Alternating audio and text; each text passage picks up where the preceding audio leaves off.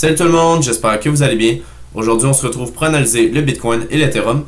On va aussi parler du Link qui est très intéressant en weekly. On a une belle clôture dimanche soir qui nous a permis de sortir du range qui date depuis quasiment un an et demi. Donc ça va être très intéressant d'aller regarder ça. Donc si on peut voir le Bitcoin en ce moment, il est quasiment aux 31 000 $, vous avez bien entendu.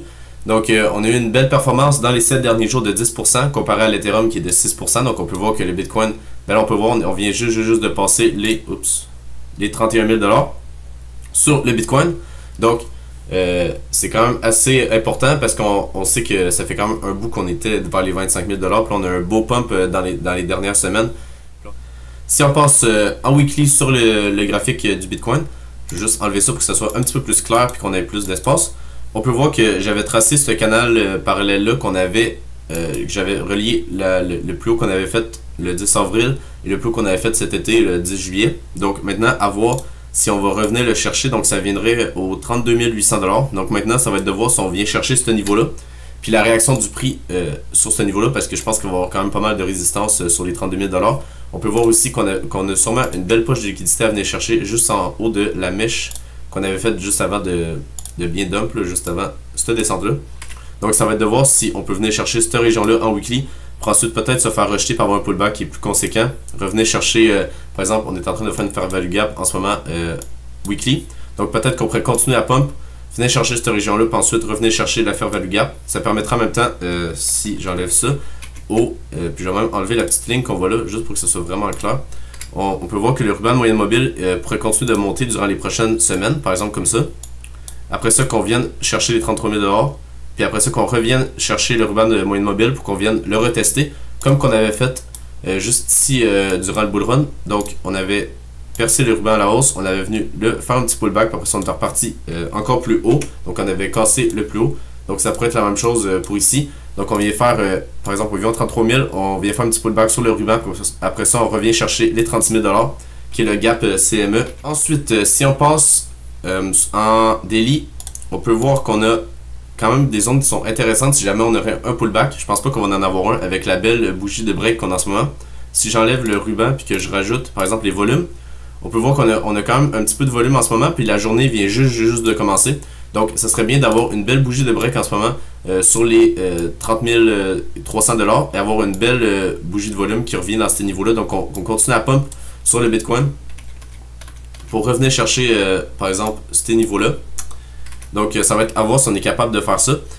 Si je passe, parce qu'en daily on n'a pas grand chose à voir, on peut juste voir qu'on a même, j'ai même enlevé, si on prend un Fibo du plus haut jusqu'au plus bas, on a passé les 78,6, fait qu'on peut enlever ce Fibo là que j'avais déjà enlevé, puis on peut enlever la zone de rechargement de short parce que maintenant on peut voir qu'on l'a passé, donc je pense pas que ça va être une belle zone pour shorter. Donc ensuite, je pense qu'on va vraiment venir chercher les 31 800, même si c'était 31 800, ok, c'était un petit peu plus haut que ce que je pensais. Donc maintenant, ça va être de voir si on fait un petit pullback avant d'y aller ou si on y va directement. Si on passe en 4 heures, on peut voir que on a quand même la tendance est quand même vraiment haussière en ce moment, on est quasiment en up only. On peut voir que à chaque fois qu'on vient chercher les liquidités, on a juste un petit pullback, puis ensuite on repart à la hausse. La seule chose qui m'embête un peu, c'est qu'on vient pas chercher les liquidités des longues, mais ça c'est un peu normal quand on a vraiment une tendance qui est très forte à court terme. On peut voir qu'on vient pas chercher, par exemple, toutes les mèches qu'on a juste ici. Donc ça crée énormément de liquidités à venir chercher. Donc maintenant, ça va être de voir quand est-ce qu'on va avoir un pullback. En faisant mon analyse le dimanche soir, je le fais tout le temps là pour le début de la semaine, pour essayer de trader par exemple en intra-week. Ben, en gros, qu'est-ce que j'essaie de faire, c'est que par exemple, je prends la clôture weekly, et si par exemple j'ai un billet qui est haussier, ça veut dire que je pense qu'est-ce qui va arriver, c'est que par exemple, si on clôture ici en weekly, donc sur ce niveau-là, ben, qu'est-ce que je pense qui va arriver si on a si je pense que je suis haussier, ben, c'est qu'on va venir faire un petit dump en début de semaine, pour ensuite repartir à la hausse et venir faire une clôture qui est plus haute que par exemple le last week high. Donc si je m'en vais par exemple en 4 heures, puis que je vais juste enlever ça, ça va être un petit peu mieux. Si je passe par exemple en 4 heures, on avait clôturé, la clôture weekly était dans ce niveau-là samedi, ça c'était samedi, dimanche à 8 heures. Donc, attendez un petit peu, ouais c'est ça, c'était juste ici. Donc si par exemple, je me mets un petit truc, puis que je dis, là, par exemple je dis weekly open. Donc, mon objectif c'était de venir long en dessous du weekly open, comme par exemple faire quelque chose comme ça, puis après ça, de venir long pour avoir un TP par exemple en haut du sommet de la dernière semaine. Fait que là, c'est pas arrivé pour cette fois-là, mais c'est vraiment une tactique qui est très intéressante à utiliser, puis même une stratégie qui est très intéressante à utiliser lorsqu'on est vraiment dans un marché qui est très haussier. C'est qu'on essaie simplement de prendre la mèche la plus basse de la semaine, puis après ça, on fait juste rider la tendance pendant tout le restant de la semaine. Donc par exemple, on achète le dip le lundi, puis après ça, on continue de rider la tendance jusqu'au vendredi, samedi, où la tendance d'habitude s'essouffle un peu. Après ça, on peut avoir la même chose, un petit dip le lundi, pour après ça repartir. Donc ça peut arriver plusieurs fois d'affilée qu'on a ce genre de pattern-là. Donc c'est vraiment très intéressant à faire, ce genre de stratégie-là, mais là on peut voir qu'on n'a pas eu l'occasion de le faire parce qu'on est direct parti à la hausse après le weekly open de cette semaine. Si on passe sur l'Ethereum, on peut voir qu'on est vraiment sur un niveau qui est très très différent de le Bitcoin parce qu'on peut voir que le Bitcoin est très haussier en ce moment, là. Juste en regardant le graphique, on peut voir qu'on fait des bas de plus en plus haut et des hauts de plus en plus haut. Tandis que ça, on va voir sur l'Ethereum, c'est très différent parce qu'on fait pas des hauts de plus en plus haut. On peut voir que le haut qu'on a fait jusqu'ici est plus haut que le sommet qu'on a fait juste là. Donc, en plus, ben là, je vais vous expliquer parce que j'essaie de prendre un short en ce moment sur l'Ethereum. Donc, en plus de ça, qu'est-ce qu'on a sur Ethereum qu'on n'a pas sur le Bitcoin? C'est qu'on a une trendline qui part du sommet qu'on a là, qui relie à ce sommet-là. Puis on peut voir qu'on a une belle touche en fin de semaine sur ce niveau-là. On peut voir qu'on a un beau rejet. Et en plus, sur Ethereum, on n'est pas passé au-dessus de la zone de rechargement de short. On n'est pas sur ce niveau-là. Comparativement à sur Bitcoin, ben là, sur Bitcoin, on est quand même vraiment plus haut. On est plus ici. Mais on peut voir que sur le Bitcoin, par exemple, on avait passé au-dessus des 78,6 vraiment de son gros mouvement, tandis que sur l'Ethereum, c'est pas le gros mouvement. Là, si on va voir sur Ethereum, il faudrait qu'on prenne le Fibo de là jusqu'à en bas, jusqu'ici. Fait que là, c'est comme sur Bitcoin, on est en haut de ça. Donc il y a vraiment une très très grosse différence. Ouais, c'est ça, le 14 juillet, ouais, c'est ça. Fait qu'il y a vraiment une très très grosse différence entre le Bitcoin et l'Ethereum en ce moment. C'est pour ça que l'Ethereum Bitcoin descend aussi. Je vais en parler plus tard. Donc, pour moi, ça veut dire que l'Ethereum est très faible en ce moment. Donc, c'est ça que j'ai essayé de faire. J'ai essayé de shorter Ethereum. Si par exemple on regarde, on peut voir qu'on est dans la zone de rechargement de short. On a aussi, si je passe en 12 heures, on a une fair value gap juste là qu'on est venu combler. Donc ça, on regarde juste ici, on avait une belle fair value gap qu'on est venu combler avec la mèche ici. Donc ça rajoute une confluence pour shorter. Ensuite, on peut voir aussi qu'on est sur la trendline, fair value gap, dans la zone de rechargement de short. On peut voir aussi en 4 heures par exemple. Ouais, c'est ça. En 4 heures, on peut voir qu'on n'est pas venu chercher toutes les liquidités qu'on a durant cette montée-là.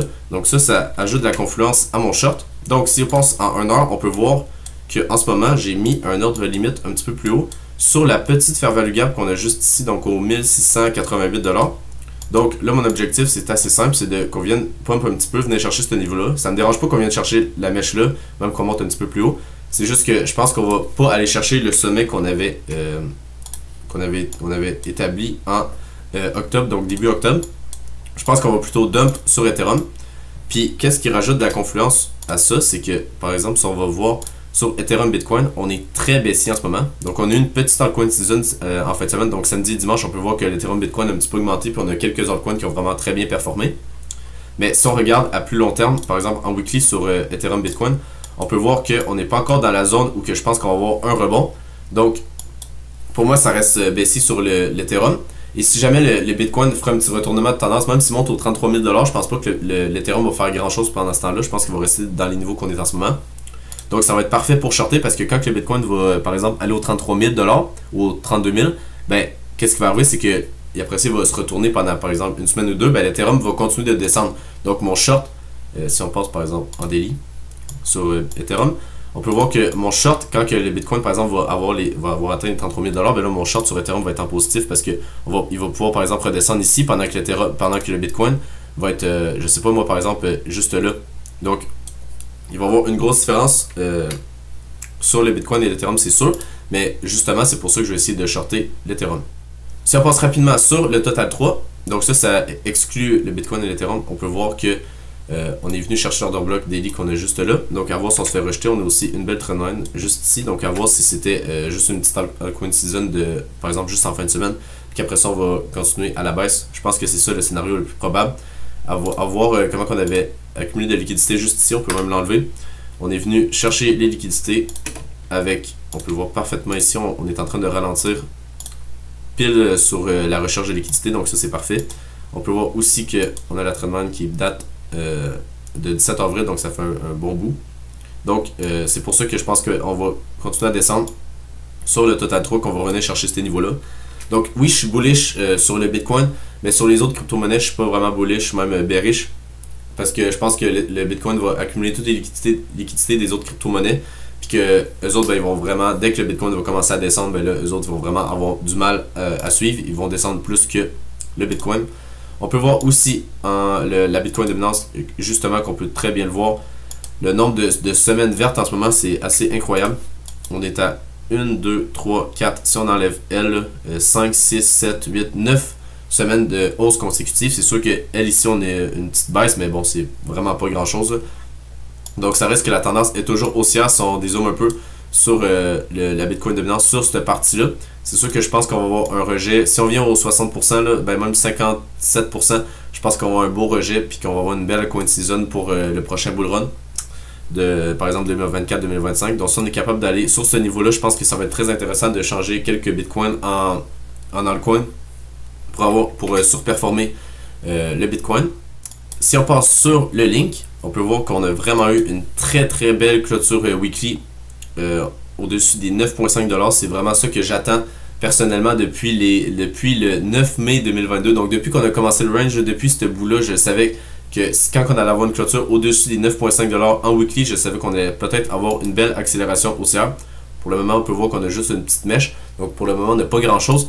Mais vraiment, c'est très très beau qu'est-ce qu'on a sur le link. C'est très rare de voir des ranges qui durent vraiment aussi longtemps. On peut voir que ça a duré depuis le 9 mai 2022 jusqu'au 16 octobre 2023. Donc c'est un an et demi de range qui était vraiment assez long sur le link. Mais on peut voir que si on dézoome le graphique, c'est vraiment très haussier qu'est-ce qu'on est en train de faire en ce moment. C'est une pattern d'accumulation qu'on est breakout à la hausse. Et ce que j'aime le plus, c'est qu'on est venu faire une petite déviation ici. Donc on n'a plus besoin de venir chercher les liquidités en bas du range. Donc ça c'est correct. On peut juste dire qu'on a besoin de venir chercher les liquidités en haut du range, c'est qu'on a fait. Mais là vraiment, le seul mouvement que je pense qu'il va y avoir, c'est juste à la hausse. Je pense pas qu'on va avoir un retournement de tendance sur le link, puis qu'on va venir faire une déviation en haut du range, puis qu'on va partir à la baisse. Ça m'étonnerait vraiment. Parce que d'habitude, quand on vient faire une déviation en bas du range, on s'en va ensuite à la hausse, puis on vient percer après ça des niveaux qui sont vraiment plus élevés. Surtout si on a un graphique qui est en weekly, c'est un signe qui est encore plus fort que par exemple un graphique en daily ou en 4 heures. Je vais aussi passer sur le link Bitcoin qu'on a juste...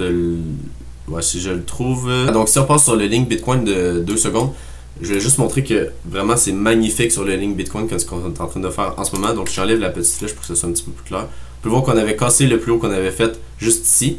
Ben, dans le fond, qu'est-ce qu'on a vu? C'est un breakout du falling wedge qu'on a depuis le 10 août 2020. Donc ça fait un méchant bout.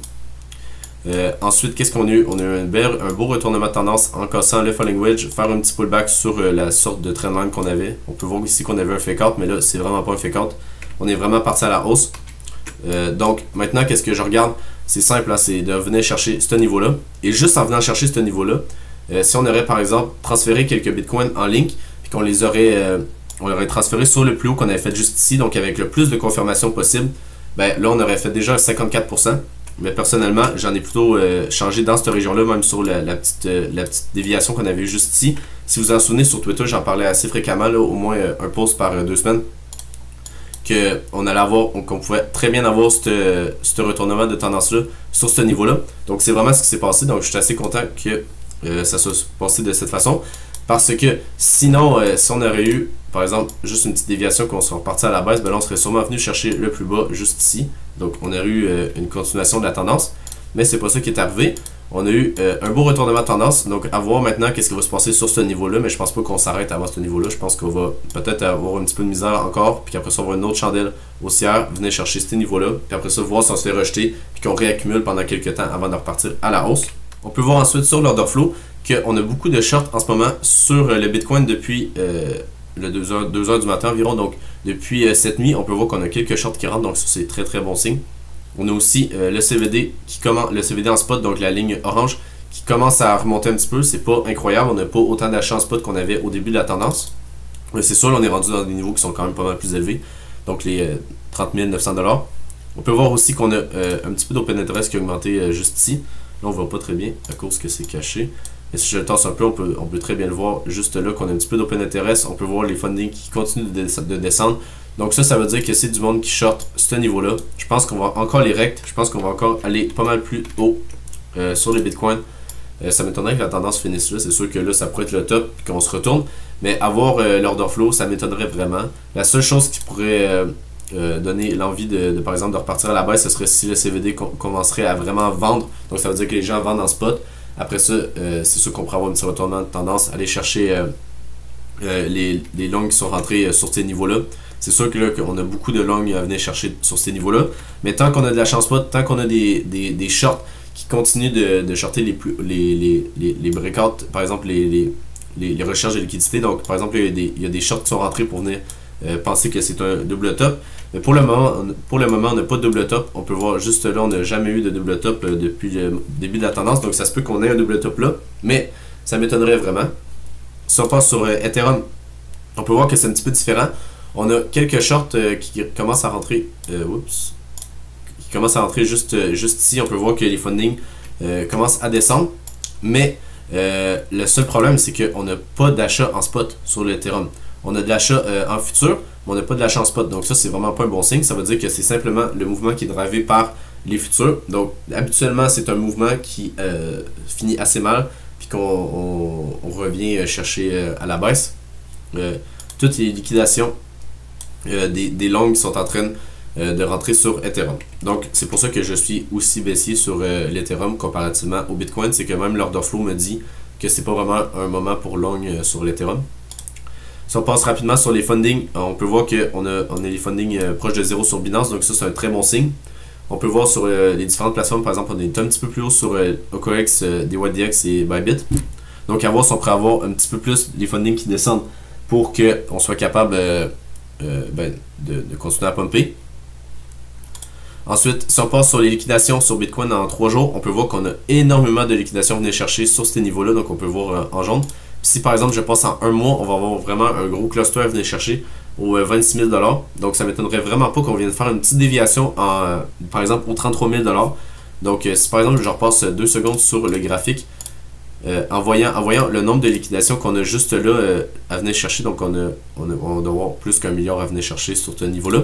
Ben, si je passe en weekly, qu'est-ce qui m'étonnerait pas en ce moment, c'est qu'on ait une petite déviation sur ce niveau-là, ou même peut-être à venir chercher les 36 000 $, ça serait possible. Mais je pense que la fin de l'année ou le début de l'année prochaine va être baissier sur le Bitcoin. Donc peut-être soit direct une déviation ou venir chercher le gap CME. Puis après ça, venir chercher toutes les liquidations qu'on a sur ces niveaux-là. Ça m'étonnerait vraiment pas. Bon, on peut voir que mon order book est vraiment buggé en ce moment. Donc, je sais pas pourquoi, qu'est-ce qui se passe, mais je peux pas vraiment vous le passer. Donc, je vais finir la vidéo ici. Donc, si vous avez aimé la vidéo, n'hésitez pas à vous abonner. Vous pouvez aussi aller vous abonner sur Twitter. Je fais des posts assez fréquemment. Puis sinon, on se dit à la prochaine. Je vais faire sûrement une vidéo mercredi. Puis sinon, je vous souhaite une bonne journée. Bye!